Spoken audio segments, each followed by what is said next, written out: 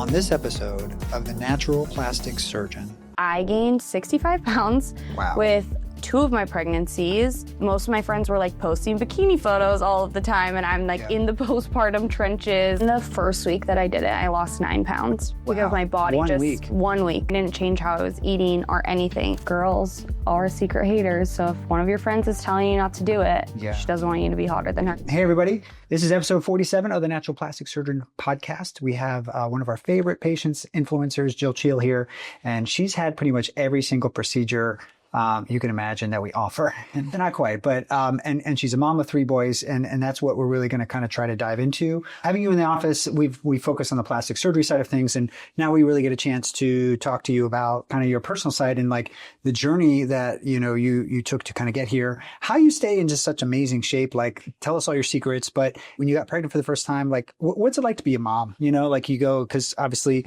you're fit and you care about your physique and everything else, and tell us about that. Being a mom, the transition to it was actually kind of hard for me because I was always like 115 pounds. I had my first baby at either 22 or 23. I got married really young. And so I had babies really young. I had just always heard and assumed that when you're pregnant young, things are going to be really easy for you. Your body's going to bounce back. It's going to be great. I gained 65 pounds with 2 of my pregnancies. And that was really like mentally hard for me because I had always just been like this tiny little person.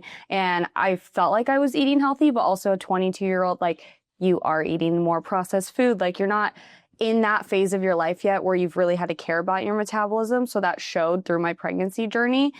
Working out like just wasn't enough. And so then that was hard for me because I just always had heard the term bounce back. So when I had my baby, I was like, oh, I'm just like swollen. This is like a lot of water weight. And it ended up not being, and I still was 45 pounds heavier than I was before giving birth. And so that was really, really hard for me because I just had never had to really like work hard or lose weight or anything like that. So one, you're trying to figure out who you are as a mom, and I like love my kids and they're the best part of me. But that was just really hard because I was young.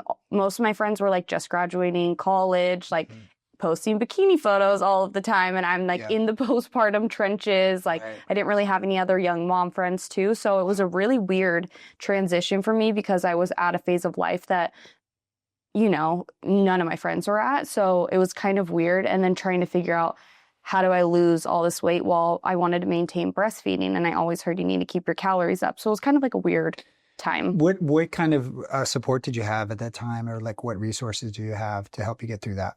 My husband and I actually live out here without any family in California. So it was kind of just like us two. At the time, my mom, sister, and dad and I, like, we weren't all like super close because I feel like it's just like a time of your life when you're finding yourself. I got married young. Like, I made some decisions where I just like really wanted to be hyper independent. And so I basically was like momming by myself. My husband works 6 days a week. So I had my salon girlfriends who were kind of like my support, but at the same time, they were still in different phases of life for me. So it was kind of weird. Yeah. Wow. That must have been really challenging. It was. And I feel like you go through a little bit of like postpartum depression. I had, I'm on SSRIs still. And that I feel like has really helped because I did a lot of like the holistic things like L-theanine and all that kind of stuff. And sometimes you just need a little bit more support. So. Of course. No, absolutely. Yeah. If you could go back to your 23-year-old self pre-baby, and if you could give some advice to yourself, what would it be to kind of like prepare better for the being pregnant and the multiple pregnancies and everything else? I think just like really like food is like energy for your body. And I hadn't learned that yet. I feel like I was always maybe a little bit stressed or had that anxiety, and I take that out on food. Okay. So like I really like sweets. So like when I'm stressed, so I think just managing that ahead of time and like prepping my body and maybe getting in a better workout routine because my whole childhood was really fit. I danced everything, but then I just didn't keep up with that after because I was working long days at the salon. And I was like, oh, well, I'm standing all day. So that's like working out. But I mean, it's not the same. Yeah. Totally. It's funny. It's like, because we have 4 kids. And when my wife got pregnant, multiple times.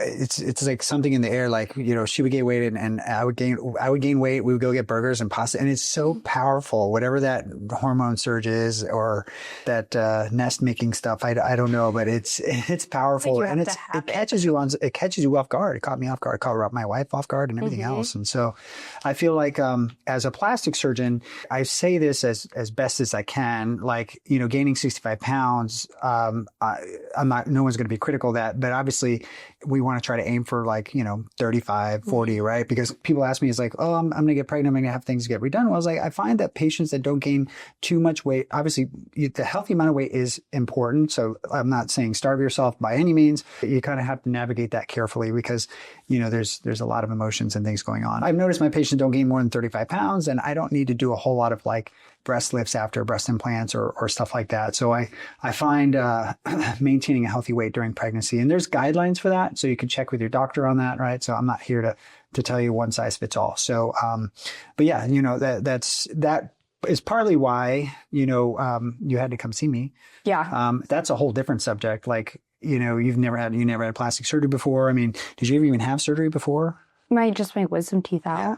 So literally like that feels like not anything. You lost the baby weight, the 40 pounds, right? How did you do that? I mean, people out there really want to know that. So my first baby was easier. I was crazy. I started doing like Orange Theory and Pilates. So I wanted like cardio, all that. And then I really was like healthy. Like 2 of my meals, I didn't have any carbs with them. I had like very like nutrient packed like salmon and broccoli and like veggies. And I just like really like I bought cookbooks. I was like learning how to cook. I just like went like ham, and it's nice too because you have your baby. I was like making all the stuff for him too that was like healthy when I was introducing that. So for my first baby, it took about 9 months for me to feel really like good about myself. But then again, I finally lost weight. I had a lot of loose skin, so I still didn't feel myself. My second baby, I didn't gain that much weight, and so I almost was like kind of back at my postpartum, like now, initially. For the second baby, did you eat healthier or did you make better choices or you just knew better, or like what happened? I think that I like would work out 5 days a week. I was like really conscious about like what I ate and everything. Yeah. That baby was a little bit smaller. So I don't know sometimes if it's just like that pregnancy was the easiest pregnancy I had. It supposedly has something to do with the genetic makeup of the baby too. You know? So my wife had the same situation, but a lot of people don't know it's actually good to exercise during pregnancy. Of course, check with your doctor, but you know, a lot of people they get the message, oh, you're supposed to rest in bed. That's not really, you're not supposed to do that. So you do want to maintain activity, when you're pregnant. And I feel like that helps a lot. It seems like that helped for you too. Yeah, it totally helped. And then my last pregnancy, it was kind of in between, like I gained 45 pounds. So like a little bit more because I was running after 2 kids. It was, you know, you kind of pick up, like eat some of their mac and cheese off the plate, like just stuff like that. It's a little bit, but then that was the hardest. I could not get that weight to come off. No. It was 6 months of sauna. I felt like I was like almost starving myself because I was like, why is the weight not coming off? Like I was stuck with like an extra 20 pounds. So then I met with my doctor and my pre-diabetes levels were kind of high. So tell us about that. So when you say pre-diabetes, was it like your fasting glucose or what did they measure? Fasting glucose and my insulin was like pretty. So they actually measured your insulin. Yeah. Oh, that's really cool. So I did Function Health. Okay. So I did Function Health because then I had like some other stuff to compare, and they're like, it's looking like the chart is going up higher. And so she did a couple things, and she's like, I honestly would recommend for you to do a GLP-1, like if you are having issues, because it seems like you're doing everything that you can. Like, and I was getting really frustrated, and so I started doing that. For listeners out there, this is an important concept. Our current medical system checks fasting glucose levels, right? So fasting glucose levels, if it's above 100, that's typically you're headed into prediabetes or diabetes, right? So because normally if you're fasting, it doesn't go above 100. But the problem is by the time you're fasting glucose, which means the sugar that's in your blood starts to go over 100, you've got many upstream problems that you could have picked up on sooner. And one of those is actually your fasting insulin level. So insulin controls the amount of blood sugar in your blood. Obviously, your diet controls that too. If your insulin is not working because you've had so much blood sugar, then you become insulin resistant. And that's why GLPs are not bad, because they improve the insulin sensitivity. So meaning that now your insulin is working. Because if your fasting insulin's high, it means your body's having to produce more of it to get it to work, and it's not working, right? So that's your insulin resistance from all your cells. So exercise improves that. GLP-1s will improve that as well. So it seems like that's kind of the pathway. Within the first week that I did it, I lost 9 pounds because my body 1 week. Yeah. I went back and like, oh my gosh, like your body just must have like processed things. Like, and I didn't change how I was eating or anything. And so within 1 month, I had lost the weight that I wanted to. And I just then, maintain. I have a healthy routine like already. Now, were you breastfeeding when this happened, or? I was done breastfeeding because they were recommended for me to wait until I was done. Yeah, I don't think there's any studies on it with breastfeeding. So yeah, okay. Yeah, so I waited, and then I did that for about 6 months consistently at like the starting dose, and now I just microdose it like once every 2 to 3 weeks. Cool. And I just keep it now like inflammation off and for food noise, because I do still love dessert the second that it wears off. There's nothing wrong with that every now and then, but it's interesting. GLPs can be used as a tool. A lot of people are like, oh, I don't want to start it because I don't want to be on it forever. And I think your proof in the pudding is like, you use it as a tool to kind of get over a hump, learn about your body, retrain your system, and then you do occasionally, and you're using it specifically, right? So I think that's awesome. Yeah, and there are studies that it shows that it lowers inflammation. A lot of people microdose with it, even though they don't have weight issues. Insulin resistance is a really important thing to get under control. Yeah. In terms of your diet, did that change too? Are you like what do you eat on a typical day? So usually for breakfast I do like bone broth and eggs, like egg white bites or whatever. So low carb. Yeah, so I try to do like low carb in the morning. I do love a sugary iced coffee, so I do have that. I love it. Is it Starbucks? No. Okay, good. No, my girlfriend owns a coffee shop down in San Clemente, and their stuff is like house-made and clean, and like their syrups, all the stuff. So I do that. And then for lunch, I usually do either some kind of like sandwich or like a salad or something. And then for dinner, I try to make something. And I do a lot of like Thai food, like a lot of like rice and not so much like heavy. I used to like love cheese and dairy, and I've tried to cut back on that. So I just feel like I try to pick things that are whole foods. Yeah. Smart. So a lot of protein too. Protein outside of the grocery store. I feel like there's just way too much sugar in our modern diet. So it seems like you optimize everything on your end. And then what happened? Like, what happened next? Like, what made you think about doing plastic surgery? Before I had my third baby, I was always at the beach with my 2 kids, and I couldn't find a swimsuit that wasn't a sports bra because my boobs were so saggy. Like the loose skin would literally I feel like my nipples were always hanging out at the beach, like chasing after them. It was so frustrating. And I didn't really even have a lot of boobs to begin with, but then when I got pregnant, I had some, and I really liked it. And it was something I had always thought about getting. And so I was talking to my husband, I was like, I think this would just help my confidence so much. And I literally love them. So then I was just like, okay, I want to go get a consultation. I know I want to breastfeed more. And I had seen a holistic influencer that came to you because I was just, after becoming a mom, I feel like I was very health conscious, especially gaining a lot of that weight. I was like, I don't want to just go to any plastic surgeon. I want to make sure that I'm finding someone that supports your body and kind of respects all of that. So my thought process was just, I was tired, and we live in Southern California. I'm at the beach 3 to 4 times a week. So it was just that's awesome. We were 10 minutes away. It's so nice. Cool. Wow. Yeah. All right. So we were just always swimming, always doing all these things. And it was just I didn't love how I looked in clothes. And so if it wasn't a huge deal, but one of my boobs was 3 inches lower than the other. Yeah. So when you're naked, you're just kind of this is not a look. And it's reasonable, right? You want to feel good about your body. Kids they're a nightmare on our bodies. Yeah. With the breast specifically, what did you notice? Was you wanted to fit better into bikinis better? You weren't filling out certain bra size or outfits, or what was it specifically with the breasts? I mean, obviously the one was lower than the other. We did an internal lift, and that was really cool. But was there anything one thing that one day you're I'm going to get a breast augmentation? Or me and my friends love to go to Vegas, and I'm always wearing these cute little outfits, and my shirts with cups and stuff would literally be off my body. It would fit my rib cage, but then any bralette or corset or anything, it's just 2 inches away. And so I was I am just want boobs. Yeah. You know, and it's like womanly. I have like kids. I'm a mom. I just like wanted to feel just like a little more confident. And I had always seen like boobs and I just liked that look and I always wanted them and they just never came for me.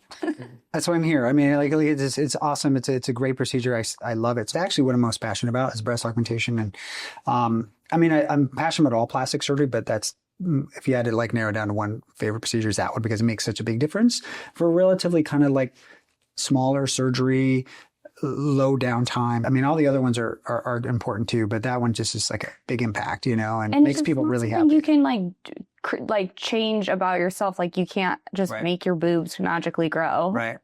You get pregnant. That's about it. And then they don't stick and then you're just sad that they're not there anymore. Exactly. And so afterwards, like, I mean, this is a big deal. You went through, you had your wisdom teeth removed and then you now decided to get plastic surgery. Like, was it what you expected? I feel like I watched a lot of videos. Like I'm a researcher. I'm on YouTube. I'm watching people's journeys. I would like watch your videos too of like even just the procedure. Cause a couple years ago you posted like a lot, like in the day you're like, we're using Exferol on this patient. Like I feel like I knew all the steps, like the funnel names, I knew everything and I was so excited. Yeah. So I feel like the procedure going into it and then afterwards I felt really confident that like everything was going to be like okay. And it was the week of Thanksgiving. I like went to Thanksgiving with my family that week. Like my kids were there and you make things like work. And I feel like it was easy. I do hair. I took 2 weeks off just because I couldn't lift my arms up, but and then I was back at it and everything was fine. It was exciting when you can lift your kids again at 6 weeks, but there's a lot of things you can do as a mom to still like fill that like void of like not picking them up because it seems like the end of the world. So I feel like those were the things I was really worried about. And other than that, I was like, I don't even care if it's uncomfortable. What kind of tips would you give moms who are thinking about getting this procedure done that made it easier for you? Yeah. I think a lot of people too generally have help at their house, or like help for like their parents are close or you have a sister that's close or maybe your husband doesn't work nights. So I had to get like a babysitter every single night for 6 weeks or I had friends that would come over to help put my kid in his crib just because I couldn't. Other than that, I mean, you just like ask people to take shifts. Like you can sit on the floor with them. There's step stools that you can get. I waited until my littlest was, I believe he was a year. So he's walking. He doesn't like need to be picked up. We just like stayed home. We did like silly little crafts, like, cause it's not like you're like immobile. You're supposed to be like getting up and walking around, sitting down with them, like getting your blood flowing. It's not like you're bedridden for 6 weeks. So I feel like a lot of people think it's like, I want to just like sit there and that's not the case. So it was still, I feel like easy. Like now looking back on it, I was so stressed that was going to be the hardest part and it really wasn't. And did you ever get one of those like tush baby things, like a little belt to hold them or anything? I don't have the tush baby because I had my tummy tuck last year, but I got one that's like the strap and then they sit in it and like that's helpful and easy. And especially if they're like little and stuff and they're not like kicking you or whatever, it's just like so helpful. Nice. I even like using it now. So we got you hooked after the breast augmentation. Yep. And then I love it. And then, so obviously we had some other surgeries. And so what were some other things that you were concerned about? Even after my first baby, my skin literally looked like that. Yeah. I had a hernia and the hernia was hurting. But let's talk about a hernia. So a lot of times, and this is very common with any pregnancy, sometimes you get a hernia at the belly button. It's called umbilical hernia. And you know the difference because your innie is now gone and you have like an outie. And then sometimes you put your finger there and it feels like a little bubble. Mm-hmm. And that's a hernia. And generally you want to get that fixed and see a doctor about that. A plastic surgeon can remove that. It can fix that with a tummy tuck, which is what we did. I had a client who came in and she had a hernia like that and it had ruptured. And so she had to go to the hospital and get it done. And it was like sliced up her stomach. And she was like, if it's starting to feel painful and you're already thinking about it, I would just go talk to your plastic surgeon before it gets bad. And it was something that I had always really wanted. But then having that added almost like, now it's like a medical necessity really pushed me to go be like, I need to do it. But that's a good warning. A lot of these things can get stuck and then it becomes a medical emergency.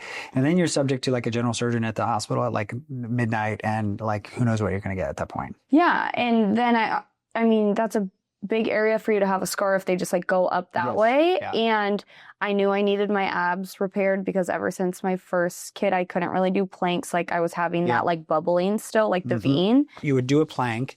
And how, like, what did you notice when that happened? So when you look down, you'll see like it's almost the same doming or like coning that you get when you're pregnant if you sit up, like weird. So it's like the tissue right in between your abs like is like protruding out. Okay. And it hurts like it because it's not tissue that's supposed to be doing like a plank or abs or anything like that. So it's just like over like using it. And I almost feel like you can do a lot of exercises. Like people say you can mesh it back together. I did every single ab rehab course 4 times, you guys. I bought every single one with every kid. I was like, maybe this is the time. These abs are going to come back together. Like I was so like, you do these breathing treatments and like you like put it in and some people it works great and they get a 6-pack afterwards. And I could not get that. Right. So how is it now? It's literally the best I can do. So I'm a year out of my tummy tuck. I can do all the planks in all my classes. I can do everything. Lifting my stroller into the car doesn't hurt my lower back. I do hair. Now I'm not like having back pain all of the time because my core is also working when I'm standing at work. Really? Like lower back, I feel like I was going to the chiropractor I used to have to go 3 times a week. Like my back was hurting all of the time. My shoulders, like, cause there was no core. Yeah. Afterwards, you didn't have that issue. No, I feel so much better. I feel like I don't feel like I have like a chronic illness. Like I used to go to the doctor all the time because I was like, something has to be wrong. Yeah. There's no reason I should be in this much pain. I'm 28 years old. Right. Like I'm so uncomfortable. Everything hurts. I exercise. I sauna. I'm healthy. I take my vitamins. Like my blood panels look great. Everything's looking fine. Why am I like crying every night? Because I'm in so much pain. Yeah. So, I mean, it just like really changed my life because now I can keep up with 3 boys. Like 3 boys is a lot.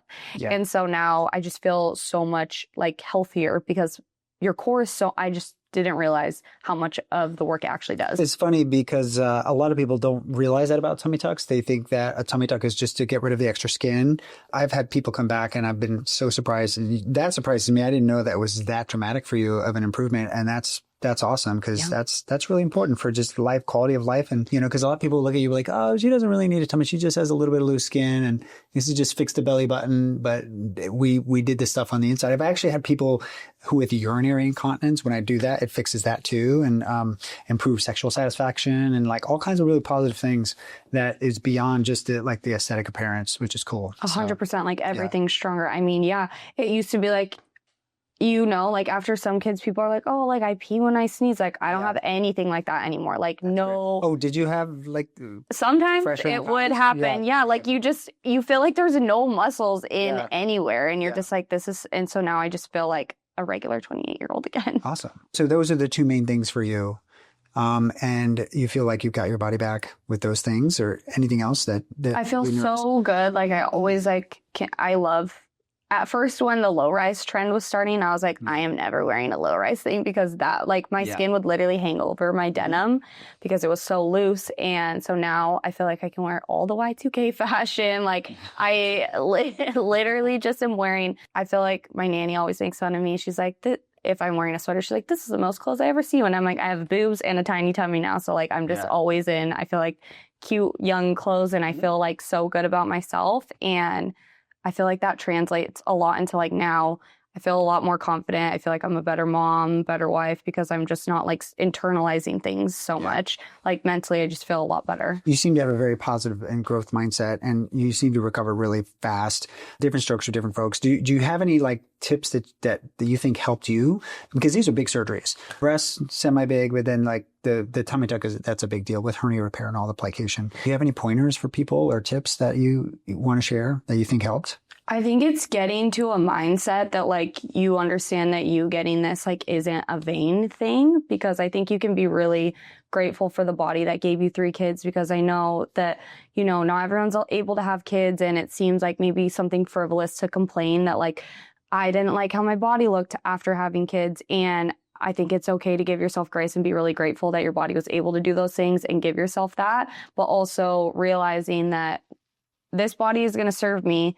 I'm only 28, hopefully like at least 60 more years. And so I'd like to be in a good place that I feel good.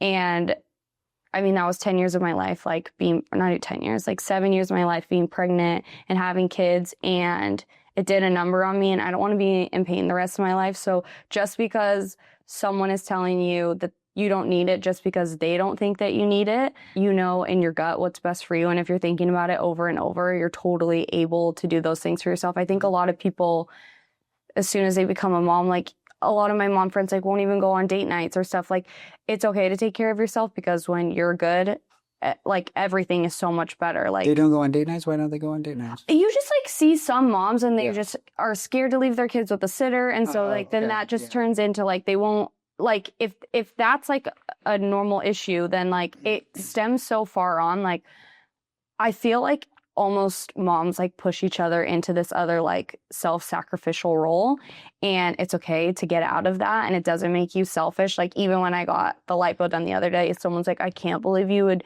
choose chin lipo over holding your kid. And I'm like, we're sitting on the couch, he has a bowl of treats and we're watching the Olympics and he's sleeping in my bed. I think everything's fine if you take 2 weeks for yourself, you know? I have 4 kids and I love my kids, but they're going to grow up, they're going to be their own people someday. And you can't completely, like I'm very passionate about them and I take care of them, but you can't just neglect yourself and completely, you know, it's not like you're out in the wilderness and trying to survive, you know? Yeah, they're going to be okay. 100%. They're going to be okay. And I also will say, girls are secret haters. So if one of your friends is telling you not to do it, she doesn't want you to be hotter than her. I feel like talk about that because so true. I don't understand that, obviously. But if you look statistically, 90% plastic surgery patients are women and then 10% men. Some men do get it.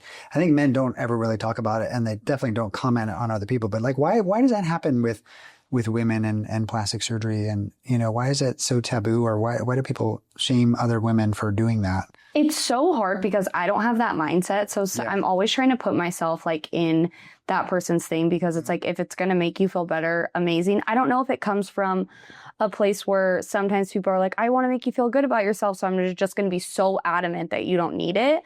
But I feel like there is the other side of like troll comments where they're so mean, like, why would you do this? It's like you can't win. Like the Kardashians don't tell you what they get and you're mad, but then people do tell you what they get done and then you're mad because it's still creating an unrealistic. I'm like, wouldn't you rather me tell you I got lipo on my waist and that's how it looks like this? Like, no matter how many crunches you do, it's not going to look like this because I got it sucked out. Like, I'm a big believer in transparency.